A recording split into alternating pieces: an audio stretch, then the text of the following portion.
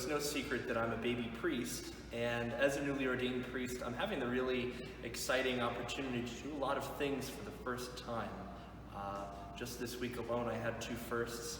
I celebrated Holy Communion for the first time for the first Holy Communicants, for a group of young girls and boys here at St. Mary's. So I had the opportunity to celebrate that moment as a priest for the first time with them.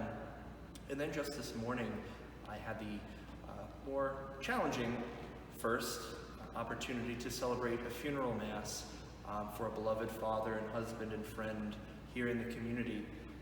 And I realize in those firsts for me, they're what the church always do.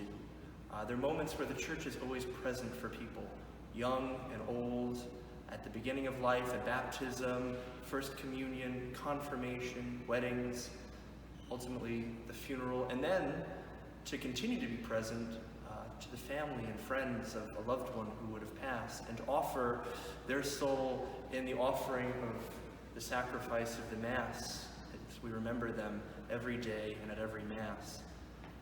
I'm also struck by the gospel that's coming up this weekend. We've been hearing a lot from Jesus in different parables, and now we see a narrative. Now we see Jesus is in the thick of it, and there's action and there's activity. And what happens?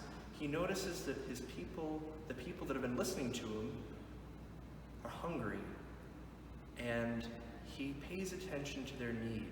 And he says, I don't want them to be like sheep without a shepherd. I want to accompany them. The firsts that I mentioned, the joyful first of the first Holy Communions earlier in the week, the sad and solemn first of a funeral here in the church this morning, those are the big moments where Christ is present to us through the church, but through the eyes of faith. And if we can notice, Jesus is present to us in little ways and in small ways as well. Of course, you and I can think of the big moments in our lives, our own first communion. We probably can't remember our baptism, our confirmation, our wedding day, if we're priests or ordained, our ordination. We remember the funerals of loved ones. Those are the big moments. Those are easy to remember. But I think the invitation from the Lord for us here and now is to notice his presence in the small ways, in the subtle ways, in a friendship, in a phone call, in whatever blessing, whatever challenge even he presents to you.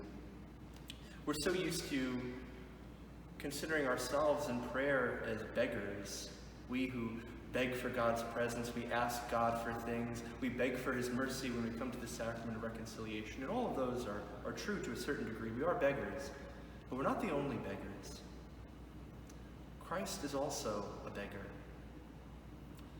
Monsignor Luigi Giussani, who is an Italian priest, said so beautifully, we beg for Christ, but it is Christ who begs for our heart.